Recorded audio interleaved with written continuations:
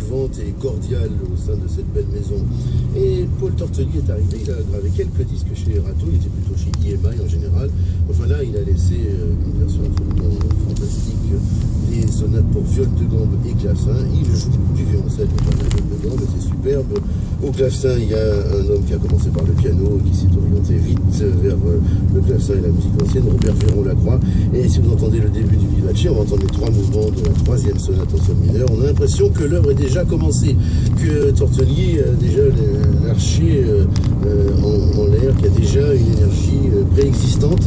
Et il y a aussi une hauteur de vue, une allégresse, même si on est en sol mineur, donc dans une tonalité plutôt sombre, plutôt dramatique parfois. Et puis une inspiration tout simplement, un modèle vraiment pour tous les amoureux de Jean-Sébastien Bach. Voici Vivace Adagio Allegro, la 3e sonate pour viol de gambe de Jean-Sébastien Bach, et interprétée ici au violoncelle et au clavecin.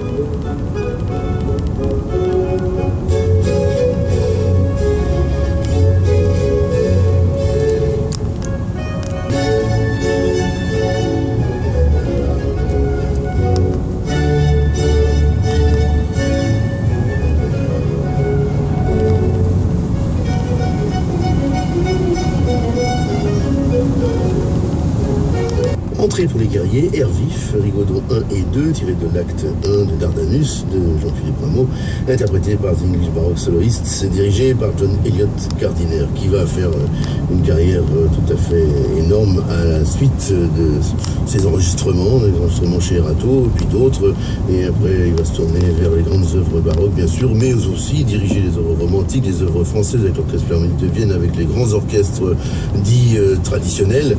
Bref, il peut tout faire, il sait tout faire, il a livré des disques. 18 et 82, elle a eu un problème à une main, mais je pense que c'est surtout une volonté de réflexion, de retrait pour mieux retrouver la musique. Elle est tout à fait remarquable dans beaucoup de répertoires, mais elle a gravé chez Erato la musique romantique. Voici la première et la deuxième valse de Frédéric Chopin par Maria João Pires.